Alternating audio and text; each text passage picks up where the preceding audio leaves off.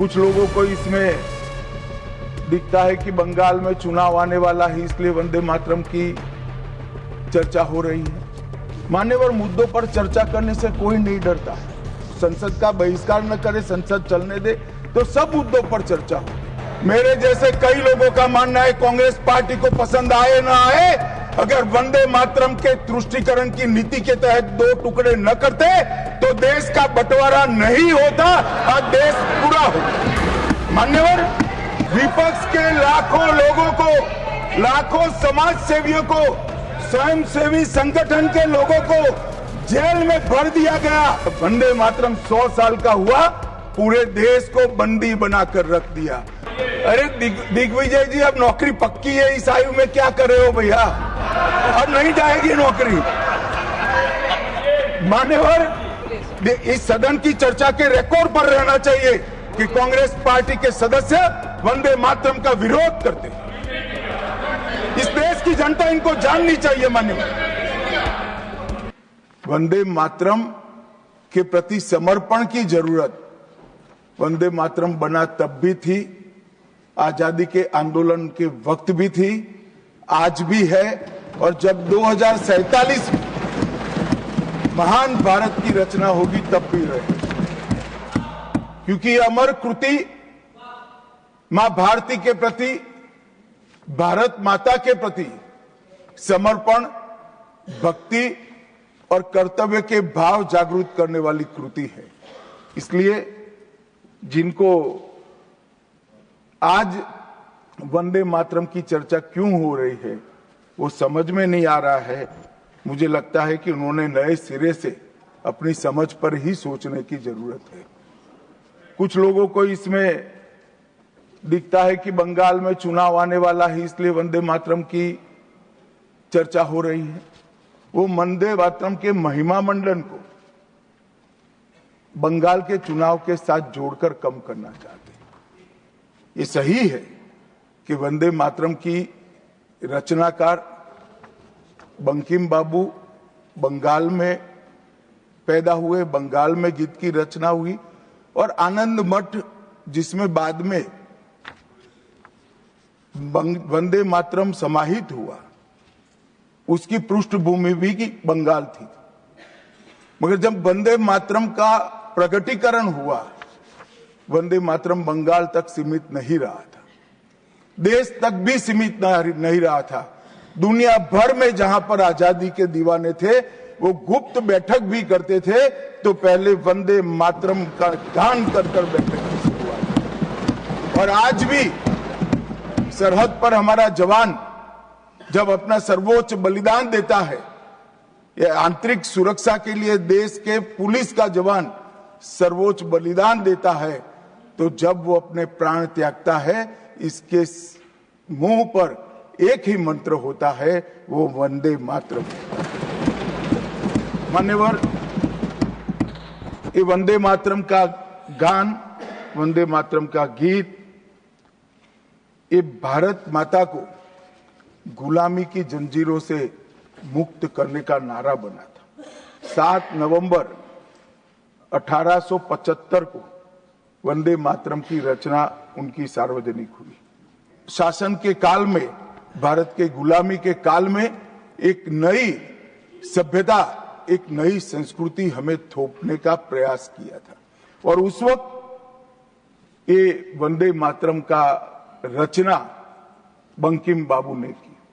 गुलामी के कालखंड में कई मंदिर, विश्वविद्यालय, कला केंद्र, हमारी कृषि व्यवस्था है, हमारी शिक्षा व्यवस्था, कई सारी लाइब्रेरी अस्त व्यस्त हो गई, तोड़ दी गई, शीर्ण वीर्ण कर दी गई, मगर हमारी संस्कृति, उसके भाव को हमारे जनमानस से कोई नहीं मिला। वंदे मातरम भारत के पुनर्जन्म का मंत्र है। श्री अरविंद का ये वाक्य, इसका गर्भित अर्थ वो वंदे मातरम की महत्ता को बताता है। मैं कल देख रहा था, कांग्रेस के कई सदस्य आज वंदे मातरम की चर्चा क्यों जरूरी है और इसको एक राजनीतिक हथकंडा, या तो मुद्दों पर से ध्यान भटकाने का एक हथियार मानते थे। मान्यवर, मुद्दों पर चर्चा करने से कोई नहीं डरता है। संसद का बहिष्कार हम नहीं करते हैं। संसद का बहिष्कार न करे, संसद चलने दे, तो सब मुद्दों पर चर्चा होगी।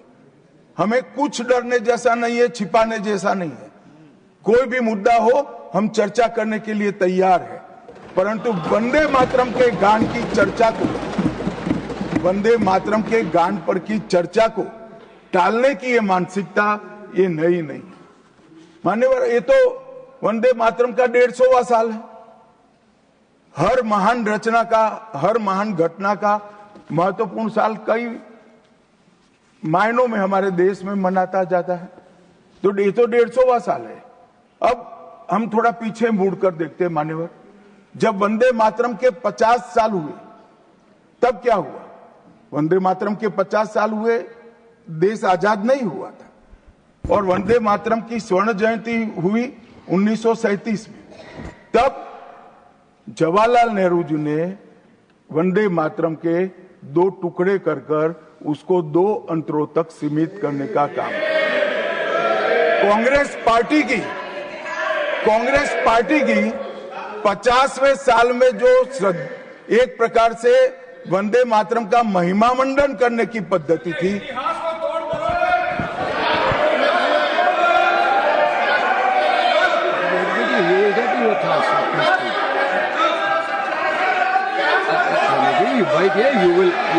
you will get your chance to speak, na? Unless he yields, unless he yields, how I can? Unless he yields, how I can? मान्यवर, 1 मिनट में उनको बहुत समय दिया गया, अपने समय पर बोले ना, मुझे कोई आपत्ति नहीं। आपका समय, खड़गे साहब आपका समय आएगा। Garge ji, सभापति महोदय, going to get your time. Please wait. Garge ji, you are going to get your time. Please wait. Let him speak.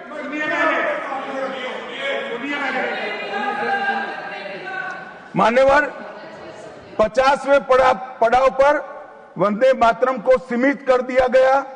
वहीं से तुष्टीकरण की शुरुआत हुई और वो तुष्टीकरण जाकर देश के विभाजन में पलटा। मान्यवर, मेरे जैसे कई लोगों का मानना है, कांग्रेस पार्टी को पसंद आए ना आए, अगर वंदे मातरम के तुष्टीकरण की नीति के तहत 2 टुकड़े न करते तो देश का बंटवारा नहीं होता और देश पूरा होता। मान्यवर, 50 साल के बाद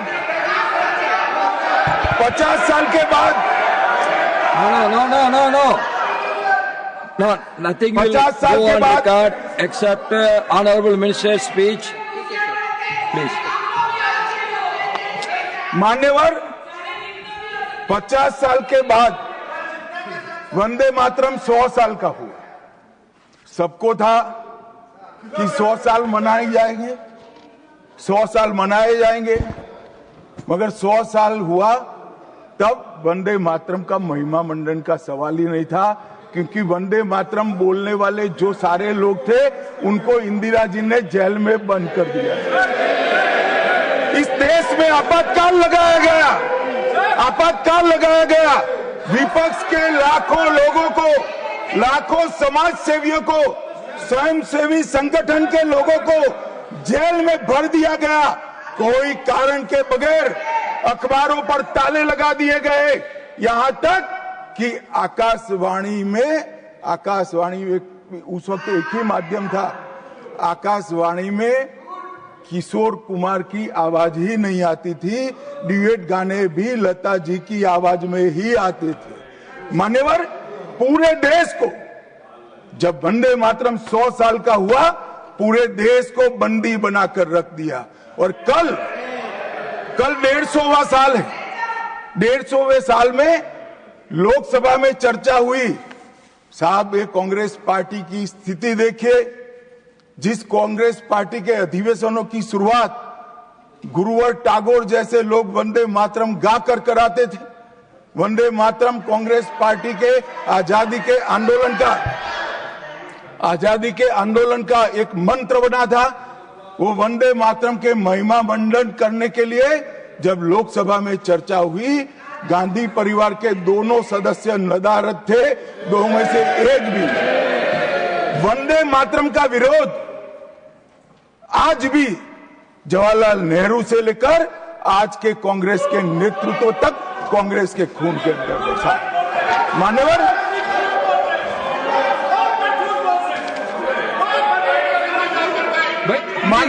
प्लीज आप बैठिए, प्लीज आप बैठिए, प्लीज आप बैठिए।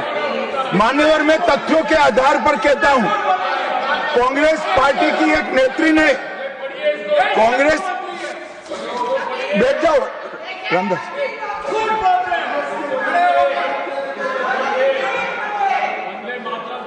अरे दिग्विजय जी, अब नौकरी पक्की है इस आयु में, क्या कर रहे हो भैया? अब नहीं जाएगी नौकरी। मान्यवर, मैं जो कह रहा हूं वो रिकॉर्ड का हिस्सा है दूसरे सदन का। मान्यवर, दूसरे सदन की चर्चा में कांग्रेस पार्टी की एक प्रमुख नेत्री ने कहा है कि वंदे मातरम की आज चर्चा की कोई जरूरत नहीं है। मुझे मालूम नहीं पड़ता कि वंदे मातरम से नो रमेश क्या कहा? जयराम रमेश जी प्लीज बैठिए, प्लीज आप बैठिए जी। साहब, माननीय सदस्य जयराम जी का प्रॉब्लम है कि वो सिर्फ विपक्ष की ही बात सुनते हैं, अपने नेताओं की बात को सुनते नहीं है। मैंने ऐसा नहीं कहा, आपने कहा है। मैंने ऐसा कहा कि लोकसभा में चर्चा में कांग्रेस पार्टी की एक प्रमुख नेत्री ने कहा है कि अभी इस समय वंदे मातरम की चर्चा की कोई जरूरत नहीं। ये रिकॉर्ड पर है, रिकॉर्ड पर।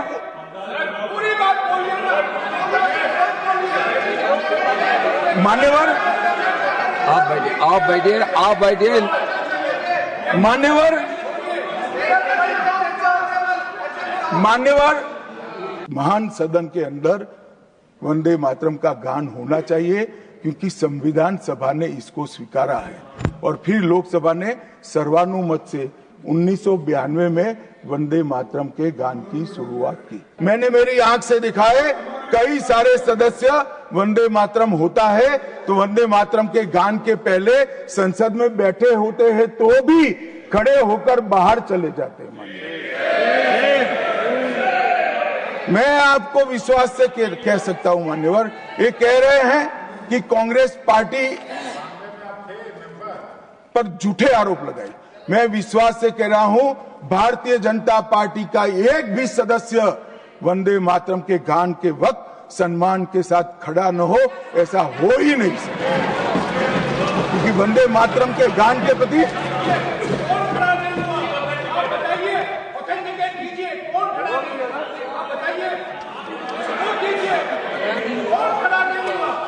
आप बैठिए, आप बोथ बैठिए प्लीज, आप बोथ बैठिए प्लीज, बैठिए please. You will get your chance to speak.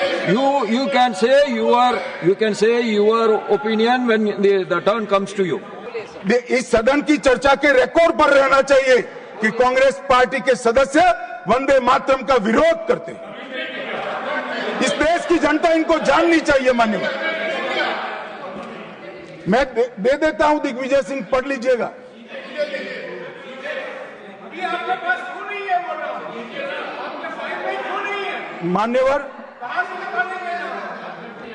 मान्यवर, गुलामी की हर मानसिकता से मुक्ति प्राप्त करनी है, अपनी विरासत पर गर्व लेना है, देश की एकता और एकजुटता और अखंडितता को हमें संभाल कर रखना है और नागरिकों में कर्तव्य की भावना को हमें आगे बढ़ाना है। हमने हमारे लोकतंत्र को पाताल से भी गहरा पहुंचाया है। हमारे लोकतंत्र की जड़ें आज मजबूत हो चुकी है मान्यवर, मगर 75 से 100 साल का एक कालखंड अमृत काल के रूप में इसका नामकरण प्रधानमंत्री नरेंद्र मोदी जी ने करा और देश के युवाओं के सामने एक संकल्प रखा मान्यवर कि आजादी का अमृत महोत्सव से आजादी की शताब्दी तक ये जो पूरा कालखंड है वो देश को महान बनाने का कालखंड के रूप में हम उसको चैलेंज के रूप में लेंगे, एक चुनौती के रूप में लेंगे। और जब आजादी की शताब्दी मनाई जाएगी, ये देश पूरे विश्व में हर क्षेत्र में नंबर 1 पर होगा। ऐसे देश की और मान्यवर संकल्प आज प्रधानमंत्री जी का अकेले का नहीं है, कोई एक पॉलिटिकल पार्टी का नहीं है। कुछ लोग भले उसको राजनीतिक नारा समझते हो, मगर ये संकल्प 140 करोड़ भारतीयों का संकल्प है और ये पूरा होकर, और इसीलिए ये दैव योगी ही है कि जब अमृत काल हम मना रहे हैं तभी वंदे मातरम के 150वां साल आज आया है। और फिर से एक बार इसके माध्यम से हम राष्ट्रभक्ति को जगाने का काम करेंगे। मान्यवर, मैंने पहले भी कहा कि वंदे मातरम काल बाह्य कभी नहीं होगा। उसकी रचना हुई तब भी उसकी इतनी ही जरूरत थी जितनी आज है। और मान्यवर, उस जमाने में वंदे मातरम देश को आजाद बनाने का कारण बना और अमृत काल में देश को विकसित और देश को महान बनने का नारा वंदे मातरम बनेगा, इसका मुझे पूरा विश्वास है। और मैं मानता हूं कि सदन में बैठे हुए सभी सदस्यों की साझी जिम्मेदारी है कि हम बच्चे बच्चे के मन में वंदे मातरम के संस्कार पुनः जागृत करें, हर युवा के मन में वंदे मातरम के नारे को प्रस्थापित करें, हर किशोर को वंदे मातरम की व्याख्या के रास्ते पर अपना जीवन समर्पित करने के लिए उसको प्रेरित करें। और वंदे मातरम का ये उद्घोष ही हमारे आजादी के सेनानियों ने जो भारत की कल्पना की थी वो भारत की रचना का कारण बनेगा। और मैं मानता हूं कि सदन की भावना हमारी युवा पीढ़ी तक विशेषकर पहुंचेगी, इसका मुझे पूरा विश्वास है। फेसबुक पर देख रहे हैं तो वीडियो को लाइक करके पेज को फॉलो करें। इसके अलावा अगर आप इस खबर से यूट्यूब के जरिए जुड़े हैं तो चैनल को सब्सक्राइब करके बेल आइकन दबाना बिल्कुल ना भूलें। नमस्कार।